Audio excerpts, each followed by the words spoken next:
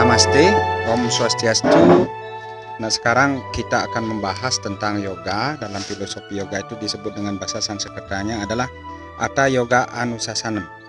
Jadi sebelum kita melakukan yoga, langkah bijaknya kita harus tahu dulu tentang filosofi yoga. Kenapa kita harus tahu tentang filosofi yoga? Karena dengan segala sesuatu yang kita lakukan, yang kita yakini harus didasarkan dengan pengetahuan yang benar dan bisa dipertanggungjawabkan.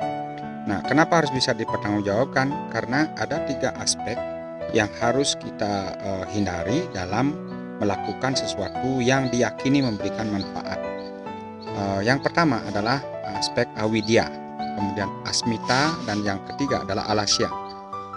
Kalau kita tidak tahu tentang filosofi, maka itu akan menghasilkan penderitaan. Sedangkan penderitaan itu di dalam yoga itu disebut dengan disebabkan oleh karena avidya atau kebodohan. Jadi avidya itu identik artinya persepsi yang salah tentang sesuatu yang kita yakini.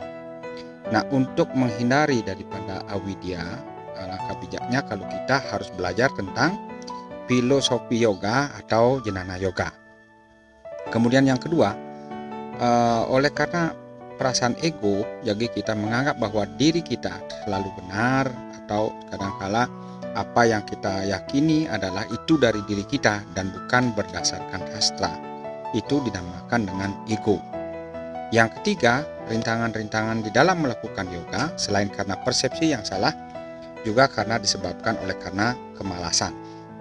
Nah, jadi untuk menghilangkan stigma negatif tentang yoga, sekarang mari kita telusuri tentang bagaimana dan dari mana asal yoga itu sendiri. Kita kutip dari 3 kitab yang memuat tentang yoga. Ada tiga kitab atau 3 buku yang memuat tentang yoga. Yang pertama adalah Gerina Samhita, yang kedua adalah Hatha Yoga Pradipika, yang ketiga adalah Sutra Patanjali. Ya, yoga berkembang ke Nusantara itu berasal dari cara penyebarannya adalah dalam bentuk sloka, kemudian berkembang ke Nusantara itu bisa dalam bentuk gending, kidung maupun kekawin. Nah, itu menurut Gerina Samhita.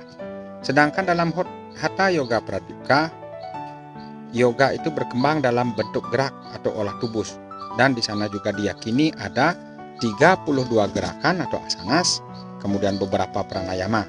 Nah, itu diyakini akan memberikan kontribusi untuk menciptakan kesehatan di dalam tubuh dan juga mental manusia.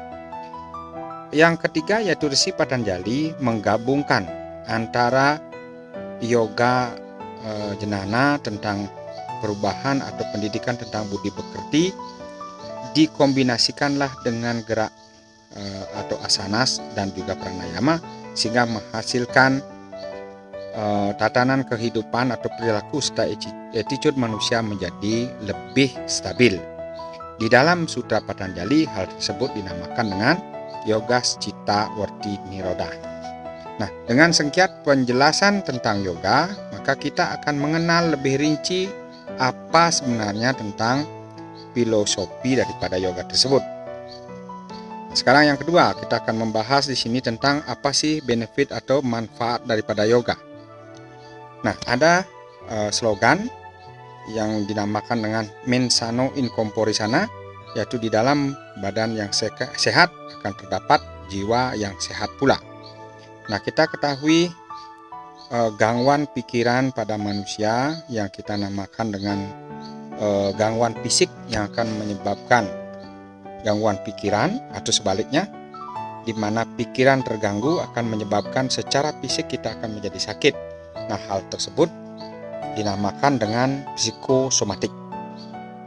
Nah, kita sekarang membicarakan tentang yoga, bahwa yoga itu bukanlah pengobatan pengganti daripada obat-obat medis yang ada di pelayanan kesehatan seperti rumah sakit, puskesmas, atau praktek-praktek dokter.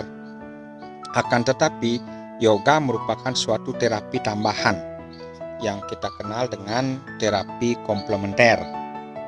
Ya, terapi komplementer ini akan meliputi aspek secara holistik yang di dalamnya terkandung adalah kebutuhan akan pemenuhan kebutuhan tentang manusia. Yang pertama adalah kebutuhan biologis, kedua kebutuhan psikologis, kemudian kebutuhan sosiologis, dan juga terakhir kebutuhan spiritual. Nah, apabila di antara kebutuhan tersebut ada gangguan pemenuhan tentang kebutuhan, maka kondisi manusia itu akan menyebabkan gangguan kesehatan. Nah, hal tersebutnya 88% dari penyakit-penyakit yang disebabkan oleh karena pikiran, sedangkan penyakit-penyakit yang disebabkan oleh logika itu hanyalah 12%. Nah, dari sinilah maka referensi daripada Resi Patanjali yang mengutamakan daripada olah fisik, olah pikiran, olah nafas, serta olah rasa itu akan bisa menyebabkan gangguan kesehatan yang disebabkan 88% oleh pikiran itu akan bisa diatasi. Nah, sekarang metode apa saja yang akan dilakukan di dalam yoga tersebut? Di dalam yoga itu ada 8 pengobatan yang kita kenal dengan doa, yaitu 8 obat alami. Ya, biar kita lebih gampang menghafalnya, yang kita singkat menjadi New Start. Apakah itu New Start?